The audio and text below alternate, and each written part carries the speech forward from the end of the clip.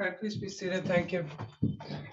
People of the state of Michigan versus John Michael Zanon II, 226940 SM. Mr. Zanon appears this morning along with his counsel, Robert Percola. The prosecution appears by Assistant Prosecuting Attorney Alex Semensky. We're here today concerning a request by Mr. Percola for sentencing under the Homes Youthful Training Act. Sentence was imposed already concerning this matter back on January 5th. The matter was adjourned to today's date concerning the request. In the meantime, I did receive a sentencing brief from Mr. Percola. I do not see any responsive pleading. Mr. Semensky, is that right? Correct, Your Honor. All right, then. Concerning the matter, did you wish to be heard beyond your written pleadings, and Mr. Percola? I think the issue is laid out sufficiently in there about what the differences are between these two statutes and why we're asking for the Homes Youthful Training Act status. I'd be happy to answer any questions that were raised by the pleading, Your Honor, that you might have. But, it's our request that Mr. Zanon would qualify for Hyta and would best embody the stated desire of the court in terms of the sentence that wanted to be passed. All right. All right, thank you. And for the record, I have gone over all of your pleadings. Mr. Semensky, do you wish to be heard? Your Honor, I don't disagree with the law stated by Mr. Percola. I would point out that the motion is premised, at least to some extent, that the prosecutor's office wouldn't comply with the general delayed in signing the NOLI in the general process. And as I pointed out previously in court, our office has always complied with that process. As a matter of course, ultimately, it's our office's point of view that due process and removing a delayed sentence status from an offender would require a PV hearing and appropriate due process. So to the extent that the motion is premised on that, I would disagree with Mr. Percola's analysis. Otherwise, I would leave it to the discretion of the court. All right, concerning this matter, then, I've given this some thought. I've given all of this thought for a long time now. We've had numerous of these cases. Mr. Zanon's been in this court, before the court, numerous times in respect to various issues. And we had Cobb's hearing, at which time the court indicated what it would be willing to agree with and not agree with. The court did not agree to any Homes Youthful Trainee status at the Cobb's hearing, although it was suggested, as I recall, at the Cobb's hearing and requested at the sentencing hearing. In the meantime, Mr. Percola requested to go ahead with sentencing back in January and readdress the issue today concerning the request on the Homes Youthful Trainee. In regard to the matter, given all of the circumstances, given the case particulars, given the number of people, given the desire of the court to individualize sentences, yet be consistent with people that are in similar positions, I think that the delay of sentence that Mr. Zanon has been sentenced under, giving him that opportunity to earn the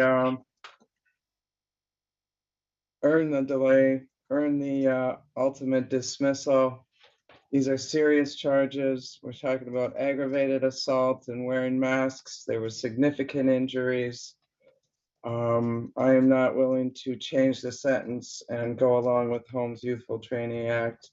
I did not say I would. I've been consistent with what I said I would do, and that's where I stand on this. Yeah, and I do agree with you, Honor. That wasn't part of our Cobb's agreement. It was left open for argument. I would just ask that if the court is imposing sentence under 771.1, that should Mr. Zanon successfully complete his probationary period, which I fully expect, that we add in this extra step that I think is called for by the SCO guidance documents and by the way that the case law has discussed this issue in the very few times that it's been brought to a published decision, or one that we can actually read anyways. That is the extra step of withdrawing the plea at the time that the successful completion of probation occurs. I think that is essential to accomplishing what 771.1 is doing. And I think discuss this with the prosecuting attorney's office. I believe anyways that it can with a stipulation in order that would then just precede the nollie or come contemporaneous with it. Well, why don't you forward me some of that case law, because I referred to it in my briefing there. What I was referring to there was the Smith case, discusses that little aspect, and again, the SCAO guidance documentation does indicate that if you do successfully complete it, then the next step is to withdraw the plea. And so that's what I'm referring to. I just think that is best practices for these type of things going forward from what I've been able to discern. But so you get your forms from the prosecutor's office on the nullies, right? After the completion of the delay of sentence, the nullie that comes over from your office has standard boxes that are checked. Correct, and I don't think that's what Mr. Percola is really discussing altering. I think it would be on him to draft a stipulation in order that would be contemporaneous with that. But that's not going to be reflected on the nollie. The nollie would have to happen either way. It's either, well, in this instance, it would have to just be dismissing the charge. So regardless of that step being taken, I think it has the same legal effect. But certainly, if Mr. Percola wants to draft a stipulation for review prior to that being issued, I have no objection to that. And it is extra work on the defendant counsel side, but I think after my review, it just appears to be what I think is best practices for delayed sentences going again, based on what I've read here. And so certainly it would be filed contemporaneously with anything like that for the court's consideration. Because usually we just get the nullies. And I don't disagree with Mr. Percola. I think the case law and the material that he's referring to, it doesn't outright say it, but it indicates that there should be some sort of withdrawal of a plea. My position is essentially that by dismissing the case prior to the plea being officially entered on the record, which would occur under the general delayed, it's in effect doing the same thing. Mr. Percola is essentially advocating what would be a belt and suspenders approach, that first we withdraw the plea and then we dismiss the entire case. And I think because of the way these are entered into the court's record, and there's not actually an official guilt entered in until either successful completion or failure, that's effectively the same thing. So that's my point. I mean, it's, normally we would just receive those from your office. So if the point of the matter is to withdraw the plea before the nullie is entered, then that's going to require some kind of communication between counsel. Right, and I think that would be on me to do is when it achieves that status, if it does, okay, probation period is over, successful completion, then at that time just send out the stipulation to withdraw, and then the nullie gone in. Which actually brings up another point, that if the court is going as it's indicated with the delayed sentence status, the court still needs at this point to accept his plea. I do. To keep the option of Hyta open. So if it's going that route, it would have to be accepted at this point. All right, is there anything else that you want to address before I do that then? No, you're up. How about you? Nothing from us. All right, then based on everything, I had not accepted the plea. I held it. I am now officially accepting Mr. Zanon's plea. I found that it was freely, voluntarily, and understandingly made. And I am making the finding of guilt. In regard to the matter, then, like I said, have sentenced him under the general delayed sentence. That was effective January 5th. I mean, I think it's nunc pro tunc to January 5th in my mind. That's what I was thinking, Your Honor, that this was just a final sorting of things that had already been decided. Nothing has really changed from the January 5th decision at this point. I agree. All right. So the 12 months of probation commenced back on January 5th and all the other conditions. I'm just making the finding of guilt today based on the issues that we left open pending the request for the Homes Youthful Trainee status. So if we could just do like a supplemental double paged, the duplicate order, I can write on it.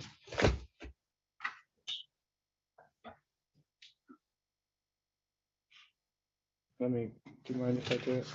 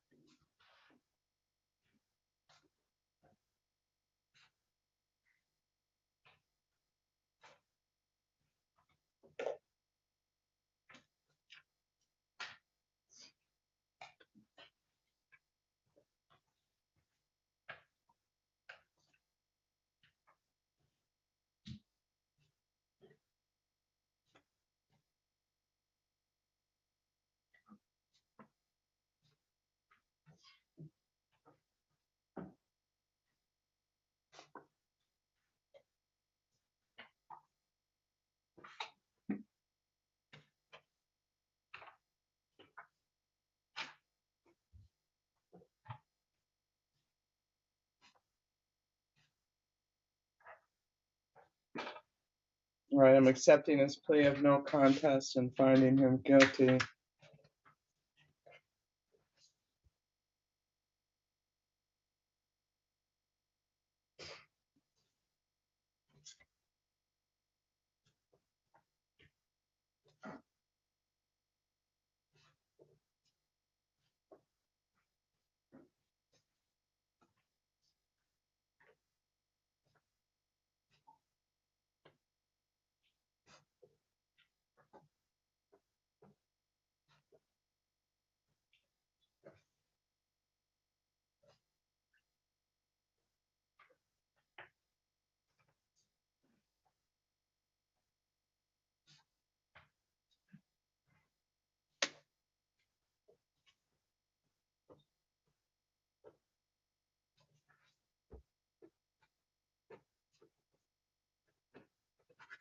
Oh, you can fill it. Thank you.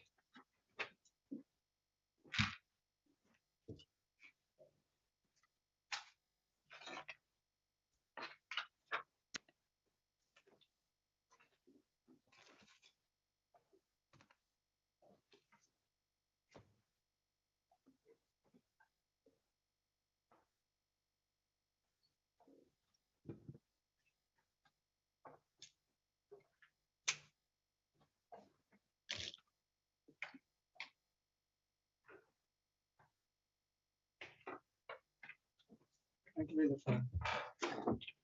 Thank you. Actually, I need out of there. Can I get the judge's pleading? Yeah, no, thank you.